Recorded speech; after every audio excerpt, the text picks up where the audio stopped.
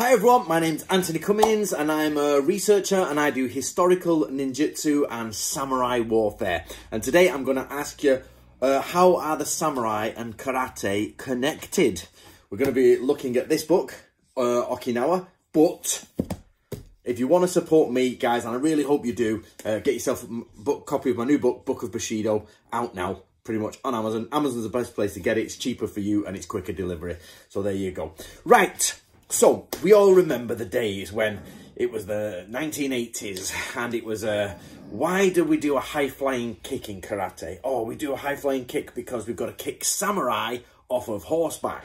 So this leads to the question, when did people in Okinawa, which is where karate comes from, when did people in Okinawa hit samurai? So people would say, well, hold on, Okinawa's in Japan. You're like, well, no, it's not actually. Traditionally, it wasn't in Japan. So we've got this multiple prong questions here. What is karate? When is Okinawa not Japan? And when is it only Okinawa? And when are the samurai in Okinawa for someone to do a high-flying kick onto?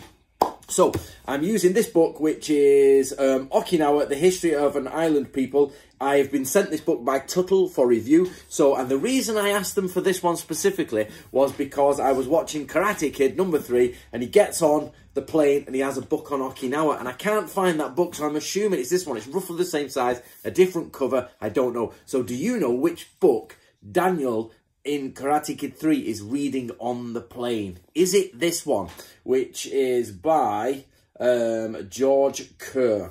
So, first of all, we have to assume that karate is the same or a descendant of the same one used in medieval times. Now, we've all, or you should all know of Jesse Enkamp, who does his karate stuff, and I've watched a few of his videos, quite a few actually, even though I don't really do karate, I'm not interested in karate that much, but he talks about the word karate not really being karate, we're not really being introduced till the 20th century, and before that is different versions, narate and other teis and different teis, which means hand. So, you know, and this idea, it comes from China. We've got the Bubishi, we've got involved. But basically, in Okinawa, because of Chinese trade, you've got this type, community that's a little bit, it's Asian, you know, but it's not quite Japanese, it's not quite Chinese, and it's a little bit of its own thing going on. However, and sorry, I'm actually on Wikipedia here because I didn't know how far quickly to delve into this. But I'm actually on Wikipedia and it says, basically, when King Shoshin came into power in 1477, he banned the practice of martial arts. Now, that's only a wiki quote, but if that's true, then that means that in that time, there is definitely a martial arts being practiced. And we can only assume it is a it is an ancestor of karate, or is, you know, close to it. I don't know. That's something that Jesse Enkamp would have to fully answer.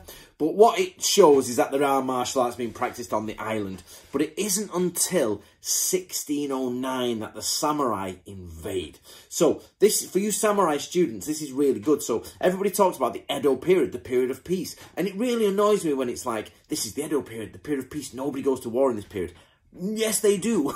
There's quite a lot, actually. So they go to war in 1609 against Okinawa. They go to war in 1614 and 1615 against Osaka, some of the biggest campaigns there's sort of been.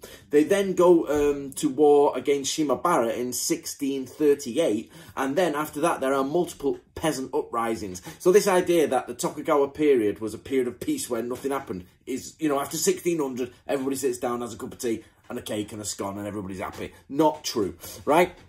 So what we're saying here is, around the year 1609, samurai landed and invaded. The scope of that battle is, you know, is for further investigation. I don't know the exact details of the invasion there, but we know they're on there invading, and you would, of course, have, I assume, hand-to-hand combat going on. So maybe, is it possible that the high-flying kick was used in 1609 to get a man off a horse? I doubt it, to be fair. I don't go with that, the high-flying kick thing for that, and I'm sure there's people out there who do a lot of karate who are much more versed in this. But my main point here is, one, to let you know that Tuttle have a book on the history of Okinawa. I've not finished the read, but I enjoyed what I've read so far, and I've taken a good sort of dip into the book and gone round. And this is part of my Tuttle book review series. And also, I like the idea of, for you guys out there doing samurai, that don't just see the Edo period as like stop of warfare. They're still invading and there's still people doing stuff. So the question comes for the ninja guys, did they use ninja or shinobi no mono in the invasion of Okinawa? Nobody's really gone down that route. Were shinobi used? I know Stefan from the Japan at War channel is researching the idea of shinobi in Korea, which is back to the old days of Chosen Ninja saying shinobi in Korea, but he's actually doing some great research. Scott from Sengoku Studies is helping me track down some of the kanji.